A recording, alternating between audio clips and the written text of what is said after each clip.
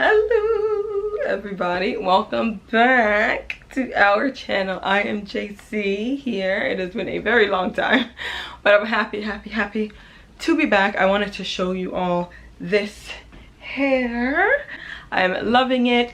It is crochet, okay? It is full crochet with human hair, and if you're interested in how I did it, please keep on watching. I'm gonna jump right in and show you. Jumping right in, this is the braid pattern, okay? I'm very proud of myself because I actually braided this, and if you know me, you know I cannot braid. So I did blow out my hair to do it, and then I had some help, got the back in a circle, and I have found that the back being like that is so much quicker to just get everything in. So I was contacted, like I said, by Elfin Hair, so I just want to get inside the box and show you how it's packaged. Got this right here. Let's see what comes in the box. Crochet needle, wig cap, and edge brush. Instructions for the hair. A bonnet. 3 packs, and this is the hair. I will have all the specifications linked down below. So far, I'm liking the feel of it. It's very soft. It is real human hair, so you'll be able to put heat on it, and I probably will do heat on it at some point. Hopefully if I do it before this video is up, I'll include that, but if not, we'll just see how it looks straight out the pack. This is what makes it crochet. As you can see, it has this, so it will be easier to put in your hair. This string here that you can use.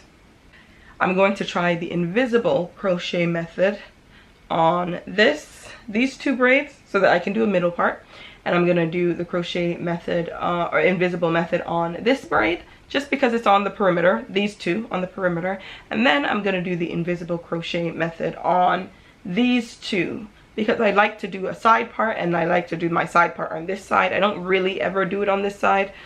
Maybe if I'm feeling like it, I'll do it over here too, just so that I can if I wanted to. But then essentially I'm going for a middle part being able to be done in an invisible method, and we're going for a side part being able to be done in an invisible method. So that's it. So first I have to cut this string for the ones that I'm doing with the invisible method.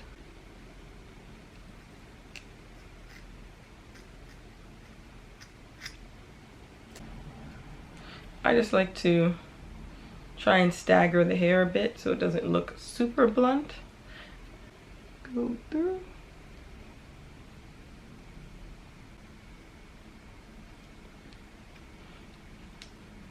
Close the needle. Pull it through. Once you pull it through, you take half, divide it in 2, pull 1/2 in, twist this, pull it through again to make a knot, and then you pull, and then when it flips over, it'll be less visible. I'm gonna cut this off. Just stagger it out a bit so that we get it prepped. Put the needle through.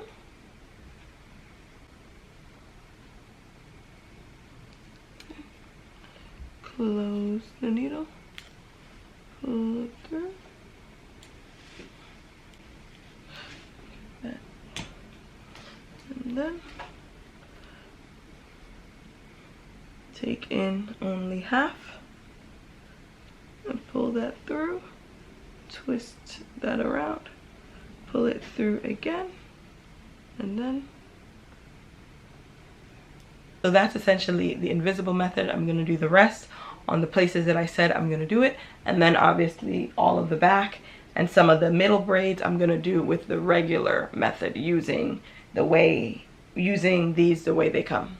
Now if you want also, when you're doing the invisible method, you can also take some of these just to make sure the length stays pretty normal, and put them here like throughout the back, because the invisible method is more useful for the front because that's where people will see. But I would take something like this, the full length, and put it here just so that I continue to maintain the length even in these invisible braids. And essentially this string is so thin that it'll be hidden throughout the other ones. But I like to do this as the foundation first, and then once I'm done, I'll put in like 1 or 2 somewhere close to the back, just so that I continue to have that length in those sections that I do the invisible method. So that's just a little tip. We'll be back. All right, update. All of the parts that have the invisible method, which would be the middle part, and these side parts, and of course this last braid here, they are all finito. And I wanted to show how you can make that part look even better. So let's say we're doing the middle part. You take some sort of brush like this and you just want to tease. This is all you do to all those parts. The fluffier the better, the fluffier the more natural looking. And this is how you get that invisible crochet method to look even better. Now I love this braid pattern that I did because it allows me to have my natural hairline.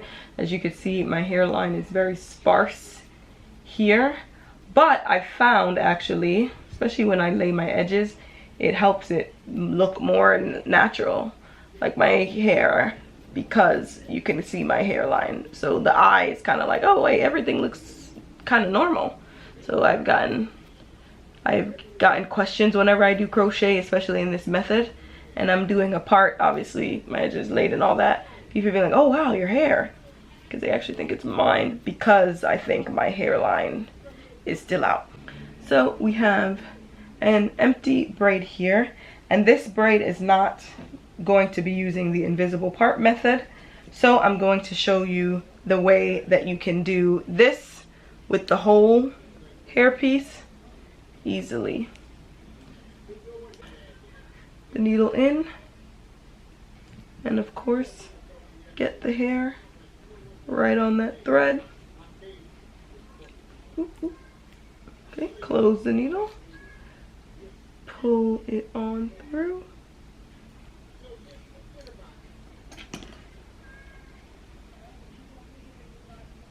Okay, and then you can take both ends of the hair, put it through, twist, put both ends through again, and boom, in it, and you're all done. And the second method is similarly, put the needle through, hook, close that needle, pull it through. Okay. And now you have this, and instead of taking both, you can just take one of the two, put it through, give that a knot, put it through again, and knot again, and then you have it down. So that's 2 ways that you can do it. This is the method that I'm going to use for all the braids in between, as well as the whole back is going to be done in that way. You can use the invisible method on the nape of your neck if you think that you're going to do any ponytails and such, or high ponytails or high buns where the back will be seen. I don't anticipate that I'll be doing that because I don't tend to, so that's why I'm not going to do it. So I'm going to continue on with the other parts of my hair. Now this is curly hair, so I'm not going to be too heavy-handed. So I think on this braid, the 3 that I have, I think that's going to be enough, because with curlier hair, as you know, a little bit goes a long way. Okay, so we have another braid here. So it's another one where I get to do the very quick method, and I'm gonna put probably like 3 or 4, probably 4 there, and keep it moving, because again, I don't want it to be super thick. This is how much hair that I have left, and I had 3 packs, so I have a pack and a half essentially. And so I'll show you the back. It's a very light version, and if I wanted to, I could put a lot more. Now I do wish it was a little bit longer, so I'm probably going to wet it a bit and braid it down. Braid it so that I could like stretch it out a bit, but I still wanted to show you all the invisible method. And I love the invisible method when I have to cut it in half, because as you can see, it kind of creates natural sort of layers that are unintentional. It also creates a bit of a shape because there's so much like shorter parts in here that create some sort of volume, which I like. So yeah, so this is the middle part, as you can see. Then if I wanted to do a side part, mind you, my edges are not done, so please bear with me, okay? But yeah, similar with this side. Don't ever really part my hair on this side, if I'm honest, but I did the invisible method on this side. I didn't really fluff it out on this side because, I mean, I know I don't part my hair on that side, so it should be fine. And then I also did the invisible method around here, and I do need to fluff these up, and so yeah, I'm just playing around with it, seeing how many different ways that I could part it. Again, this is fresh out, and you can see I'll have everything down below about the specs, because I thought it was 22. It might be 22 inches, but it feels a bit shorter than what I thought 22 inches would be, but it probably is because the hair is curly. You got to stretch it out to see that. But yeah, essentially this is how it looks. Very quick, very easy to put this in, and you get a whole head of human hair without having to do a whole sew-in, something that could easily be done at home. So that is it. That is all. Hope you enjoyed. Like I said, all the links will be down below. It's super quick, super easy to do. I think the longest part for me is the fact that I have to kind of stretch and blow out my hair and braid it down before I put something in, any sort of crochet or any sort of style. So that for me is the longest part, but putting it in, pretty easy. Again, I'm a bit extra, so I like a bit of the invisible method in certain parts, and so that does take a bit longer because you have to cut the string off. But if you're not interested in doing that, you don't have to. I just enjoy it. So this is the hair. You can see it's a bit flatter, so what I did is I wet the hair and braided it down just so that you could see more of the length. I'm going to take this down so you can see it down. You can see that is the middle part. And then if I wanted a side, I could do a side on this way as well. But of course, I'm happy that I did the method I did in terms of like letting my normal hairline out so that I can do styles that are like half up, half down. And I just feel like it works well because you could actually see my hairline, which of course makes things look more natural. But just wanted to show you how it looks.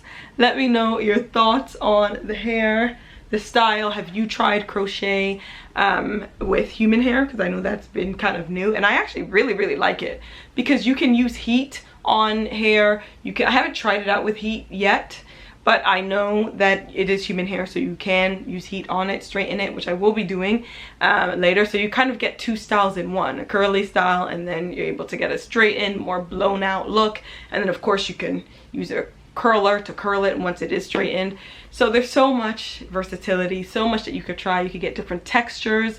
I've gotten textures in the past closer to my texture, more kinky, and that has looked super natural, especially when it's straightened, because everyone thinks like it's my hair because the luster is very similar. So I really love this. Let me know your thoughts, and I'll see you in the next one.